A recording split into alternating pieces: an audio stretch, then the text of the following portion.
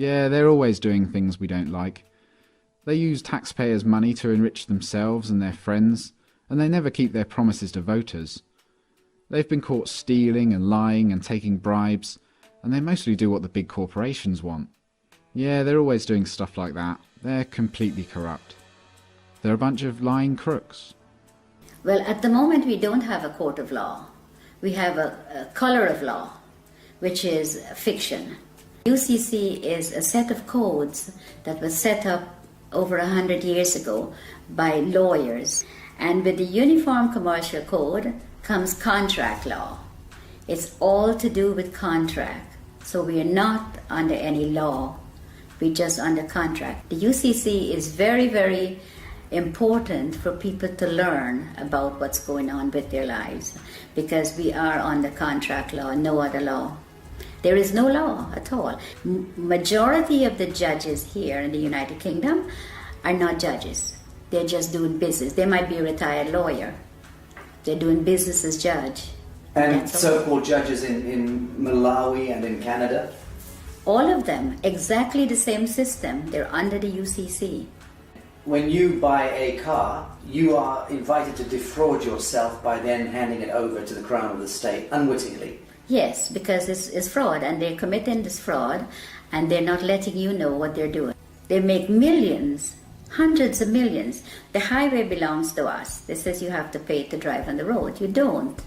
The DVLA is just a corporation set up by the Crown. All these corporations are set up by the Crown. The only reason to have a license when you drive a car is if you're doing taxi service or doing it for business. But if you're driving for your personal use, going to work, going to the market, take your family out, going on vacation, that you don't require a license. There is no law that requires No. you. You can move about the surface of the earth unmolested. Yes. That's law. That is the law. Yes, that is the law. But that's not what they're But telling these you. fictions, these costumes, these people wielding batons and guns and tasers, they've somehow been given license by the government to apprehend you, arbitrarily stop and search you, terrorize you, rip you out of your vehicle. Who gave the traffic enforcement officers the right to stop and apprehend people going about their God-given business? Corporate police. If you call a police officer and you know whose side they're on, if you call a police officer and a bailiff is at your door, they will tell you they cannot come because it's a civil matter. But if the bailiff calls them, they will come. That means that they're not working for you, period. They're working for the parent corporation. They're working for the corporation, yes. They're corporate police. How many of the police do you think know this and understand this distinction?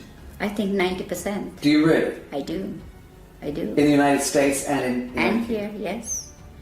Yes, 90% of the police know they're corporate police. The court systems, the justice system, the policing system, all of these systems are designed to commercialize human beings, harvest them monetarily. Yes. Right. The average human being would, if they understood this, would utterly reject this system.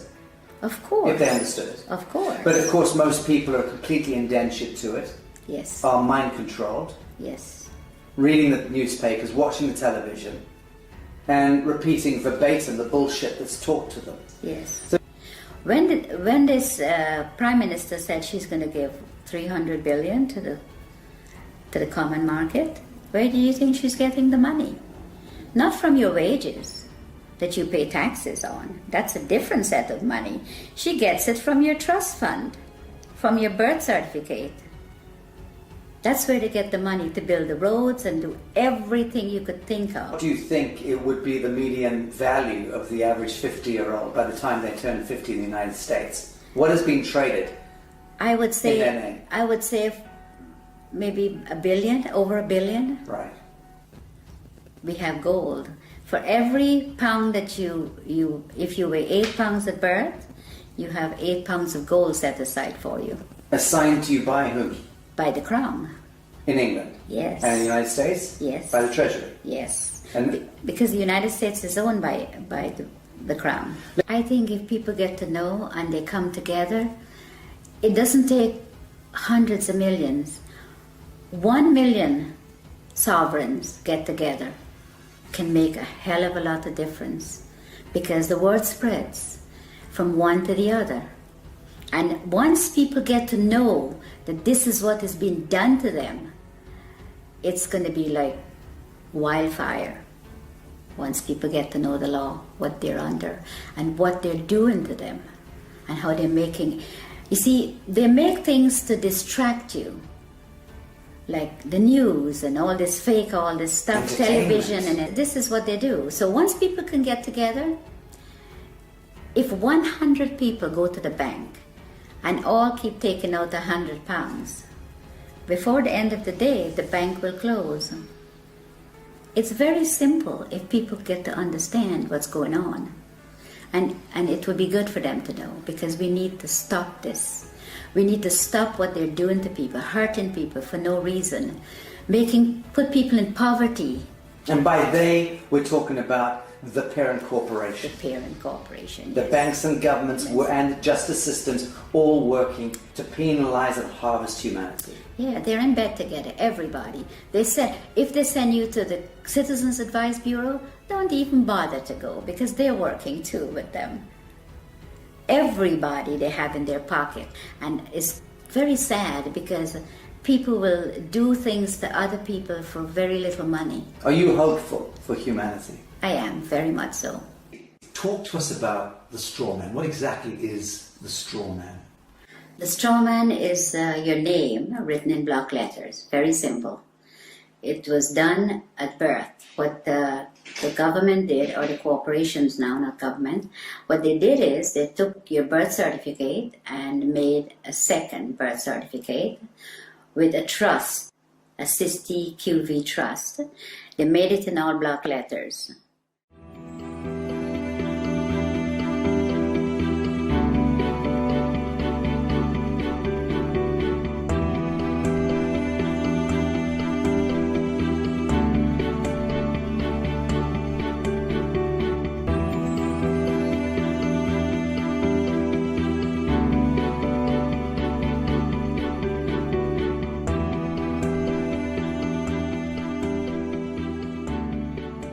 And for them to interact with you, they have to interact with you as a fiction, because they're all corporations. Corporation cannot interact with real people. So they made a straw man. They call it a straw man because it has no soul and is spiritually dead. So let's break this down. You're born in the hospital room. A certificate of live birth is issued. What happens is that she has to register the child's birth. She has to go to the registration office and register.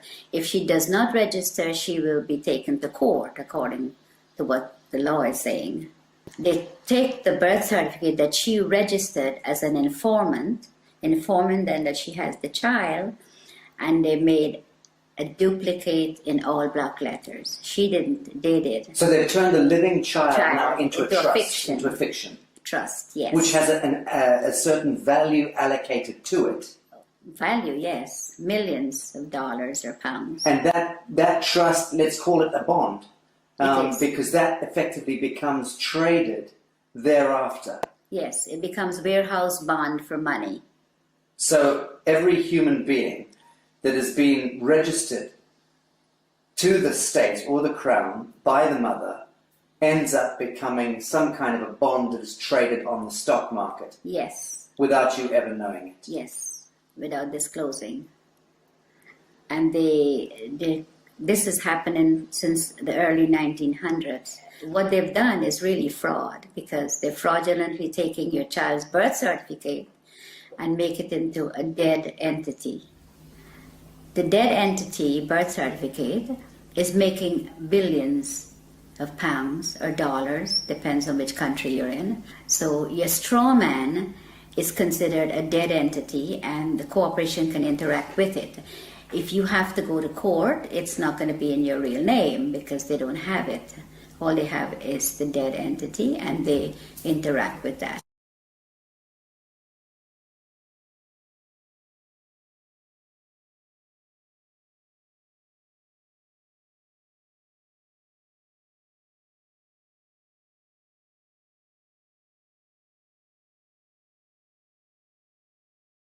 So who is reaping the rewards of the value of your bond as it's being traded?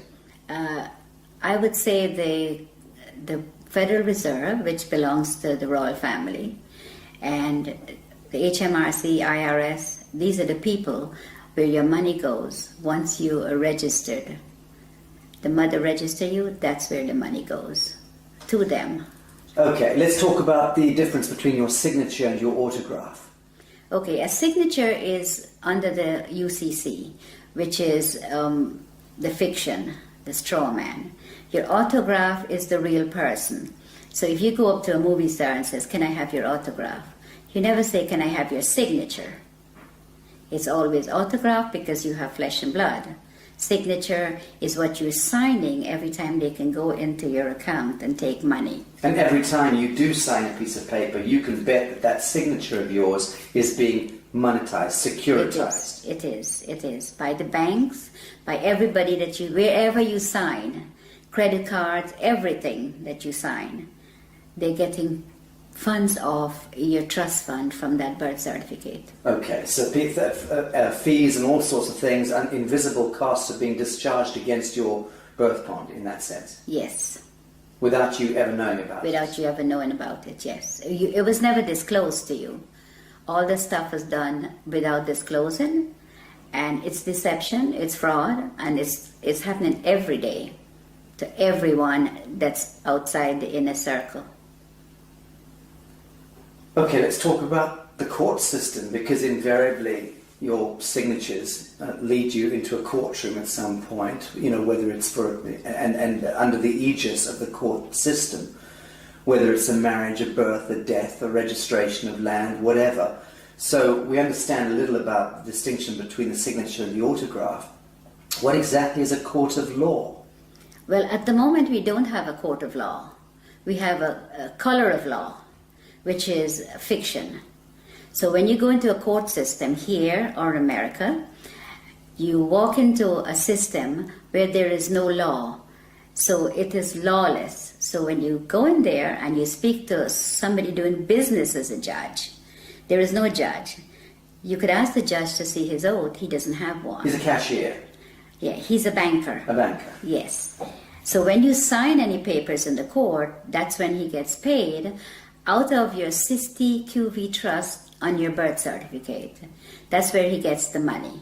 If you go into the court, you still lose because it is not a court of law for you. In a situation like that, when should you use your signature and sign something, and when shouldn't you? There is a special way of, under the UCC, we go back to that, there's a special way of signing without responsibility for your signature. So that if you sign in the special way according to the UCC, you're not responsible for anything that's on the paper. Okay. Now, for the layman, describe UCC. What are we talking about? Okay. What is the UCC? The UCC is a set of codes that was set up over 100 years ago by lawyers. And with the Uniform Commercial Code comes contract law. It's all to do with contract. So we are not under any law. We're just under contract. Someone could call you up and says, "Oh, would you like to contract with me to get TV license or to get something that you need?" And you contract. Telephone, everything is contract, everything. And under the UCC, you do not have to sign. A stamped signature or a typed up signature is considered sign under the UCC. So when you get a letter in the mail and it has no signature, or it just have a stamped signature, then it is considered sign. The UCC is very, very important for people to learn about what's going on with their lives, because we are under contract law, no other law. There is no law at all. In America, the court system is operated under military. When you walk into a courtroom, I don't care which courtroom, if it's a higher court or a lower court, they're under the military. Now you walk in there and you're not a military member, and you're not told that you've been tried under the military. If you mention the Constitution, the judge says it does not apply in my courtroom. But you don't know what he's saying. because you don't know what they're doing to you when you're there. And all of that language is designed to confuse the hell out of you. Yes, it's designed under the UCC, and they know. They know what they're doing, and they know how to manipulate you.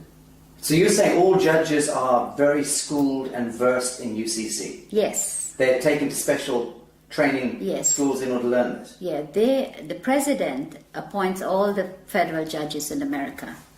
And they go to Scottsdale, Arizona and Reno, Nevada to train how to apply this fraud contract in the courtroom. And in the United Kingdom? The United Kingdom, majority of the judges here in the United Kingdom are not judges.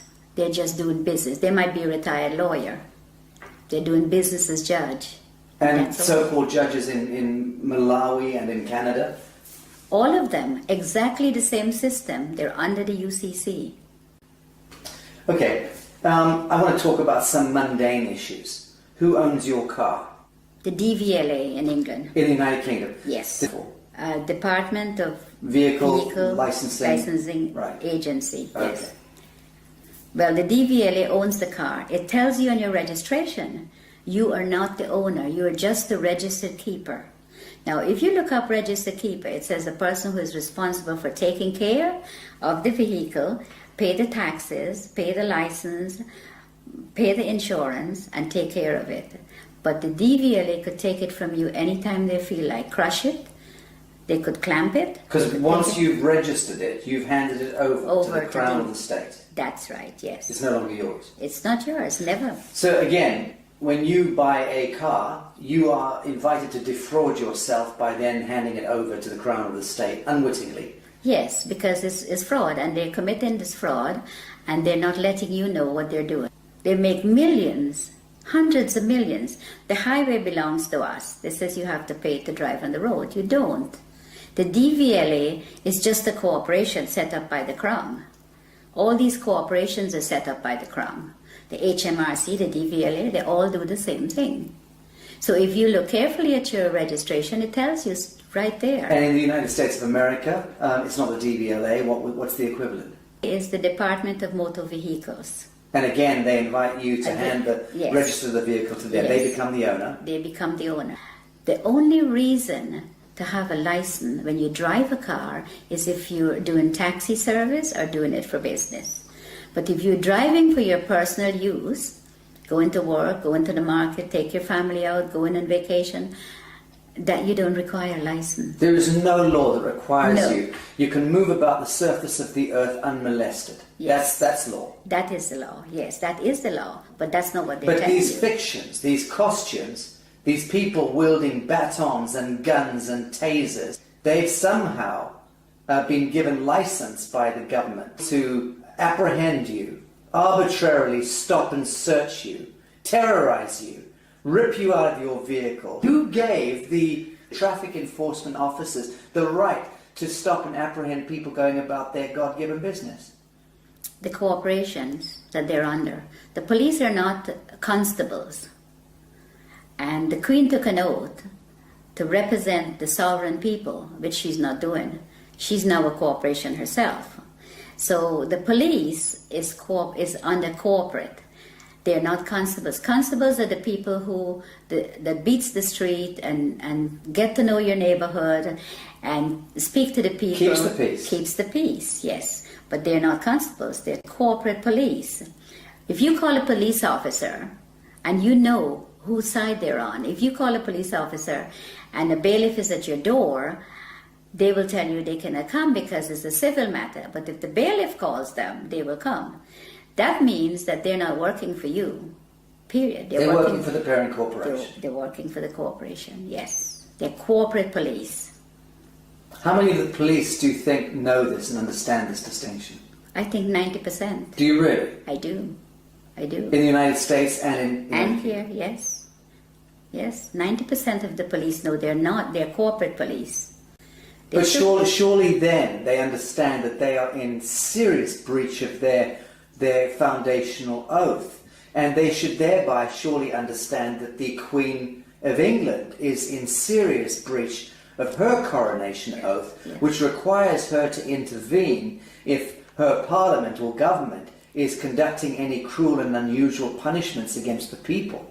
And it's my understanding that being stopped going about your business in the street and dragged out of your vehicle and beaten with a baton for whatever reason, that to me by definition is cruel and unusual punishment. Okay, but they're given that permission to do that by the cooperation they're in. They are given. If they were not given that permission, they could not have done that.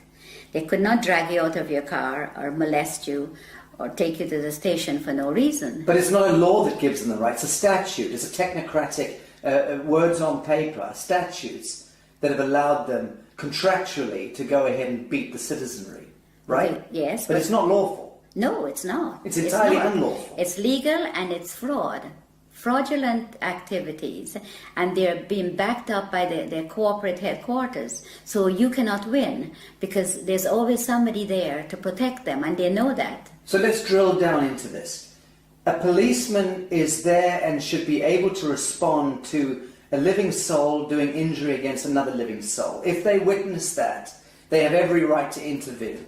In the same way that you and I can conduct a citizen's arrest. If we see that somebody's being harmed, we should step in and try to intervene. But that's really as far as it goes.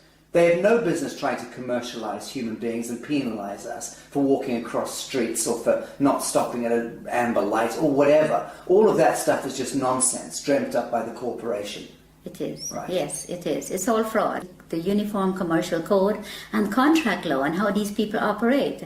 They go into the court and they do the same thing. You tell them, don't go, even if you don't go into the court, they still fine you for the same thing as if you go into the court. But if you go into the court and the police takes you there, then you never win unless you know the law. And they know that you do not know the contract law and that you're under contract and you're walking into a trap. You go in there and the police or whoever is going in there with you, it's always they're the ones who win. You never win. Let's, for instance, say you're driving down the street, you have not hurt anyone, and you got stopped by the police. And the police breathalyze you and says, I have to take you in or I have to fine you. Or both of those. Who did you hurt?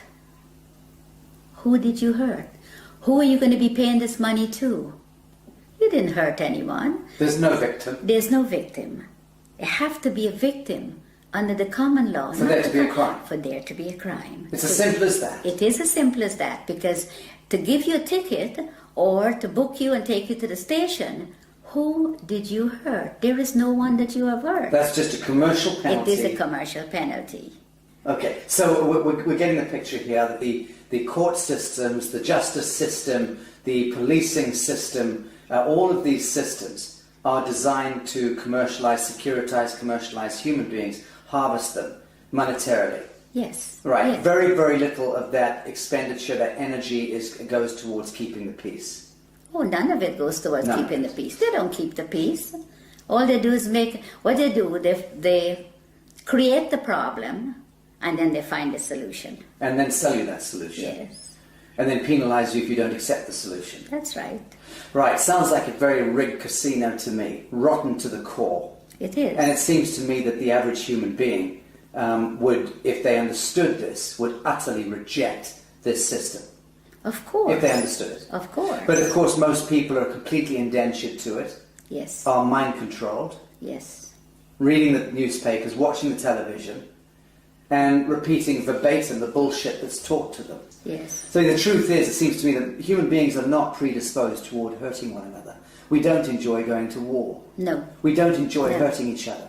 In the main, most people get along and just want to get along. Of course. But the systems conspire Yes. with a model of scarcity economics and drive war and disease and poverty. Of course. That's the only way they can make money. When this Prime Minister said she's going to give 300 billion to the common market, where do you think she's getting the money? Not from your wages that you pay taxes on. That's a different set of money. She gets it from your trust fund, from your birth certificate. That's where they get the money to build the roads and do everything you could think of. So they're discharging billions and billions and billions of dollars against our birth bonds without Yes. ever disclosing that to us, Of course. without there ever being an audit or any accounting for it. Of course, because nobody's asking. Right. And even if you do ask, they give you a hard time to tell you about it.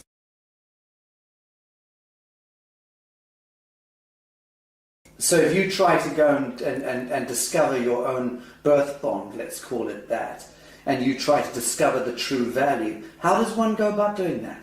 You apply to the Federal Reserve for it. There's forms that you can fill in, and you can, once you find the bonds and the serial numbers, you can get it from the Federal Reserve because they have it. And you can then discover the value of your bond? Of course. And the average, let's say, 50-year-old in the United States would be worth what? A 50-year-old in the United States, it could be worth hundreds of millions.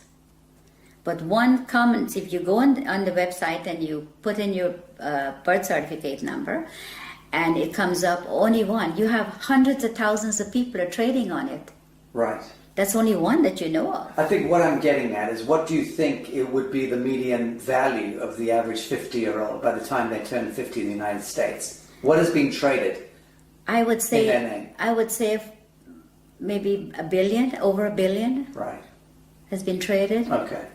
Because when I checked, on one of my numbers is over 283,000 people are trading on it. Can you imagine how much money that is? So when we hear that the US has a debt of $23 trillion or whatever it is, that fictitious money was all pumped out of the air, but effectively it was discharged against the value of Yes. the people. Yes. Right, so that's where the fiction emerges. Yes. And it becomes this huge imbalance that no one quite understands. How on earth did we get that much money? They just made it up as they go along and tell us what they want to tell us. Yes, but they'll validate the making up of that money by, Yes. on paper, discharging it against the value of Yes. the citizenry. And the citizens' gold, our sovereign gold. We have gold. For every pound that if you weigh 8 pounds at birth, you have 8 pounds of gold set aside for you Assigned to you by whom? by the crown. In England? Yes. And in the United States? Yes. By the Treasury? Yes. And Because the United States is owned by the crown. let's okay. So let's say there's 200 odd nations of the world. There's hundreds and hundreds of small island states, but there's about 200 nation states, big nation states. They are all of them a franchise of the Anglo-American Corporation. Yes. Let's call it that. Yes. And that the Anglo-American Corporation is an extension of the British Crown. Crown. Yes.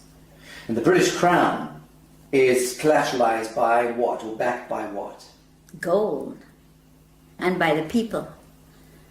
The hundreds of millions of people. The British Empire has just went on the ground. It's still there. Controls the Bank of International Yes, Settlements, yes. controls all the reserve banks around Yes, the world and yes, so on. yes. Correct. So at what point do you believe the world sees through this grotesque fiction and then addresses the source code and then writes it? I think if people get to know what the UCC and the contract law does, and your straw man is your main problem. Once you can control your straw man, and it is yours and not theirs anymore, then you're in the right This is path. beautiful what you just said. You're talking about reclaiming the fiction that was established, Yes. the false light.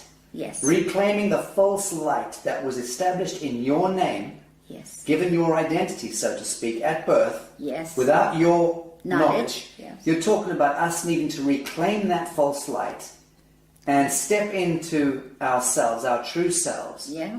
as a people of the world, Yes. in order to reclaim reality from the Yes. fiction. Yes. That's powerful.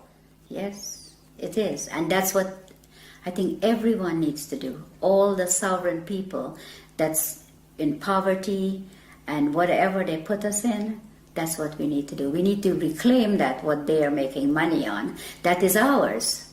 Then you wouldn't have wars. You wouldn't have people fighting for money. You wouldn't have poor people. Everybody will be okay.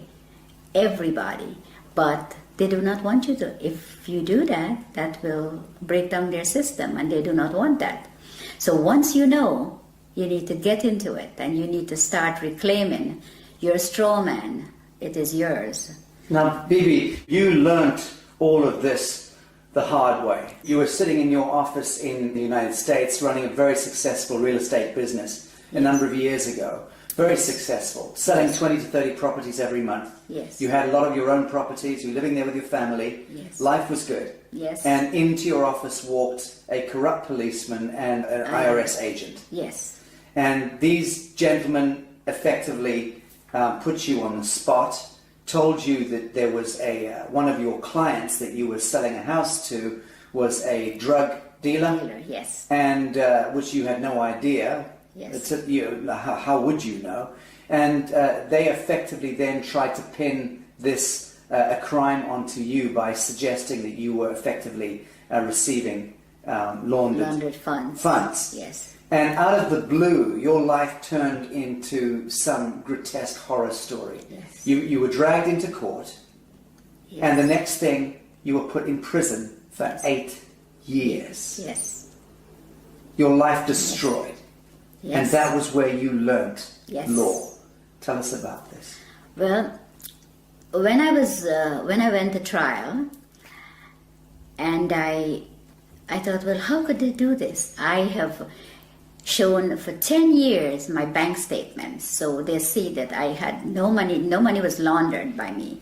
The gentleman I sold the property to brought $5,000 of his own money, and he got a loan from the bank for the difference. And the bank loan officer testified at my trial, but I ended up in prison. And I wondered how they did it. I thought, well, there has to be something that I've missed. I saw in the courtroom what was displayed, it was all acting.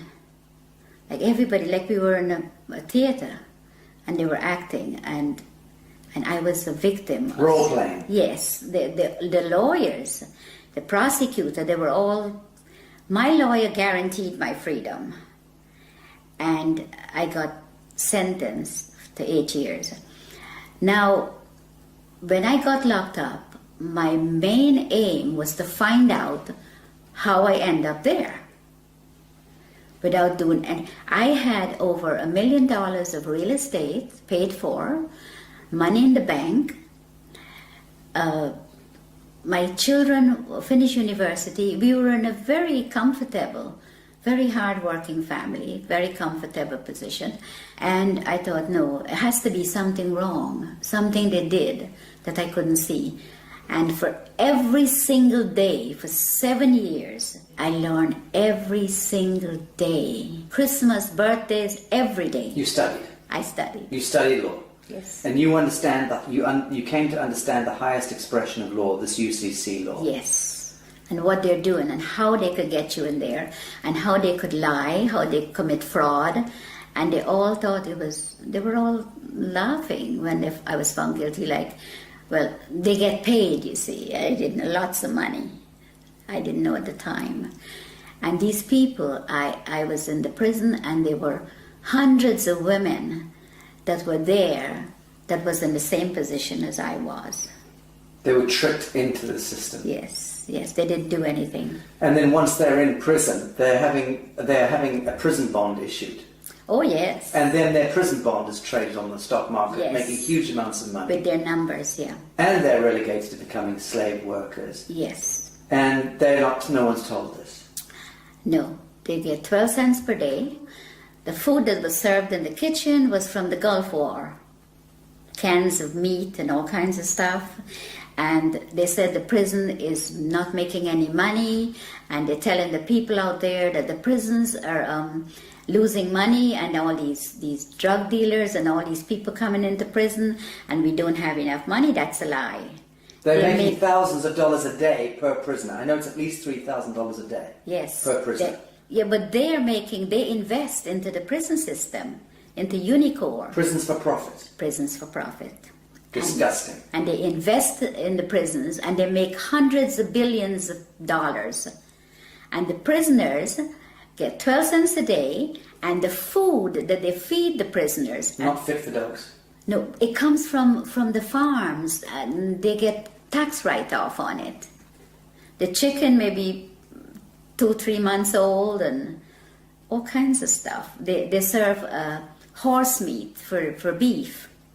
Well, you're about to launch an online workshop and tutorials through the Newark University, teaching UCC and explaining to people from around the world how they can navigate their situation, whatever their situation may be, because all of us are facing penalties and cruel and unusual punishments. Yeah. But let's discuss something as mundane as a parking ticket, okay? Okay. Something everybody understands. What are the do's and don'ts? You've just gone back to your vehicle and there's a parking ticket on it. It's parking tickets are a contract. You do not have a contract with your council. They put a ticket on there. There's no contract, so you don't have to pay that ticket. So what are your steps? You send the ticket back to them. No contract. And you tell them no contract. They have to produce a contract where you sign to say that if you park somewhere that you're not supposed to, you will have to pay the ticket. I remember someone showing me a ticket not so long ago, and the ticket had a CEO, it says CEO on the ticket, and a signature. CEO? Yes. Chief Executive Officer? Yes. So I sent the ticket back to the CEO, and I asked him when was he there at 8 o'clock at night putting tickets on the cars. It just goes to show that people do not look at their tickets either because they don't know. And it's very sad because a parking ticket, why should you have to pay for parking when you own the roads? We owned it. We own everything. So you've sent your parking ticket back with no contract on it. What are the next steps that they're likely to take? They would write to you and said you have to pay. If you pay within a certain time, it's only half. You have to pay half of the fine. What's your response? My response is I don't have to pay any because I don't have a contract with you. So again, you ask them, show me the contract. Yeah. I send them a letter and I asked them, I said, okay, the person that you addressed in this letter is spiritually dead and have no soul, which is your straw man. The straw man. Yes.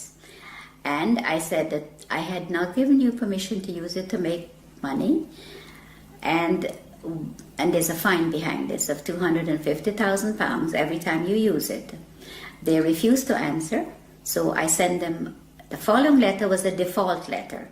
I says, you're now in default for not responding, because that's what they're going to do to you. So you played law against them? Yes. Good. Yes, so when I sent them that, 5 days later, I received a letter stating that the account is closed and I do not owe. Very good. Thank you for that. Well, that's rather straightforward. Let's discuss mortgages, because this is the bane of most people's existence, is needing to secure their home. Everyone has the right to a home in this world. And mortgages, I mean, what's the etymology of mortgage in the first instance? Death grip, isn't it? Yes, it is. It is. Mortgage means death grip in French. Well, the mortgage is what they do is just a front.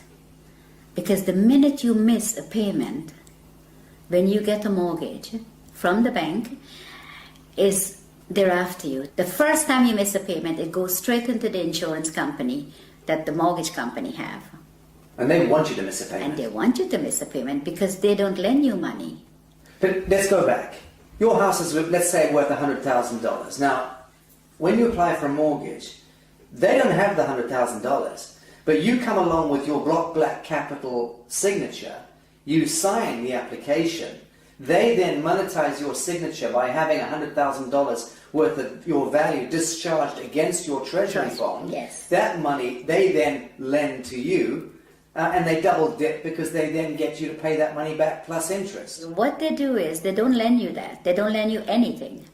You fill up your papers and you sign. The signature is what they want.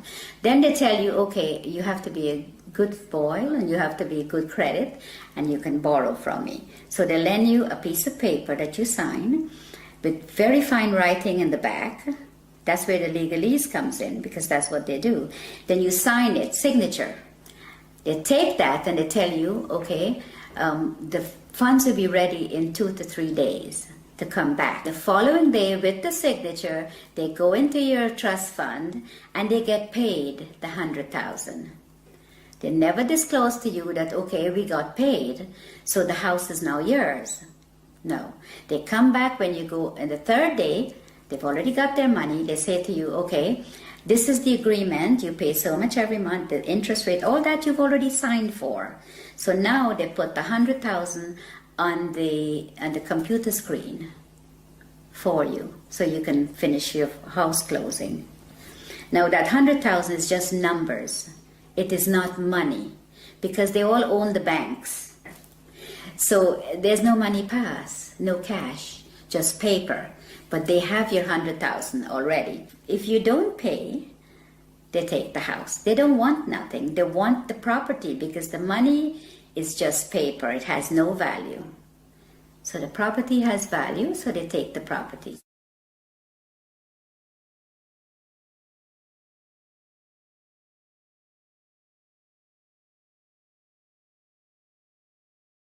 So let's talk about allodium title. What is allodium title? Why is it so important? Okay, allodium title is important because you do not own the land. They tell you it's freehold, but it's not freehold. The land is owned by the Crown. All the land in England. I'm a farmer in Minnesota, and you're saying that my land is owned by the Queen. Yes. I'm a farmer in Mozambique. Your land is owned by the Queen. The Queen of England. The Queen of England. She owns all the land. So what happens is you own that piece of brick that's sitting on it that they call freehold, or your house. You own that. You don't own the land. So the land, the allodium title, is to own your land. So you can put a sign up and says no trespassing, private property. When you put that sign up, you have to own the land, because owning the house doesn't mean anything. It's the land they want. See, the bank takes the house, which is part of the Crown, and the Crown owns the land. That's how it works. And you don't own anything. Ever. Ever. You are just a mere user.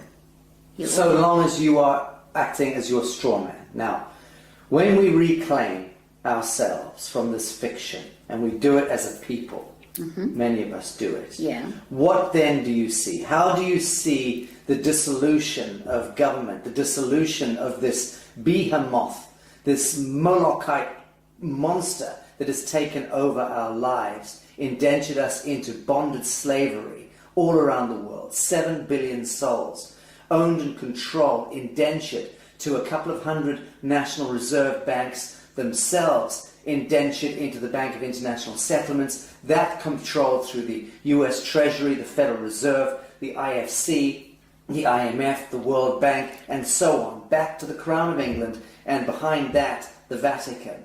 So all of that grotesquerie, that fiction, when do you see us as a people of the world reclaiming real reality from that fiction? And how is that likely to play out? I think if people get to know and they come together, it doesn't take hundreds of millions. 1 million sovereigns get together can make a hell of a lot of difference. It's going to be like wildfire once people get to know the law, what they're under, and what they're doing to them, and how they're making... You see, they make things to distract you, like the news and all this fake, all this stuff, television, and this is what they do. So once people can get together, if 100 people go to the bank and all keep taking out £100, before the end of the day, the bank will close. It's very simple if people get to understand what's going on. And it would be good for them to know, because we need to stop this. We need to stop what they're doing to people, hurting people for no reason, put people in poverty.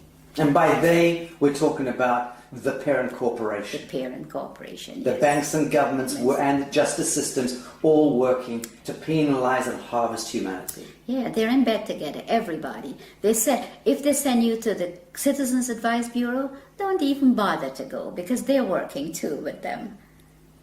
Everybody they have in their pocket. And it's very sad, because people will do things to other people for very little money. Are you hopeful for humanity? I am, very much so. Bibi Bacchus, thank you. Okay. I do love you.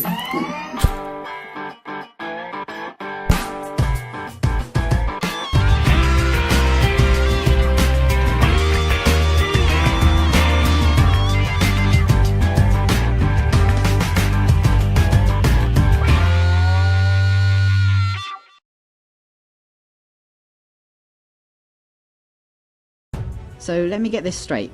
A long time ago, a small bunch of regular humans had a meeting and created a document called a constitution that said that they can rob everyone else, millions of people, using threats of violence to make everyone obey their rules and commands. But so that the masses of the people would let them get away with this robbery and slavery, that small bunch also promised in the same document that there were some things the government would never do, and they described a way to structure government so as to restrain it. But over time, the promises have proven to be worthless, the restraints have proven to be useless, and government has grown significantly in size, power and scope, violating more and more of the rights of the people. It sounds to me that if the Constitution was written to constrain government, then it's been a complete failure.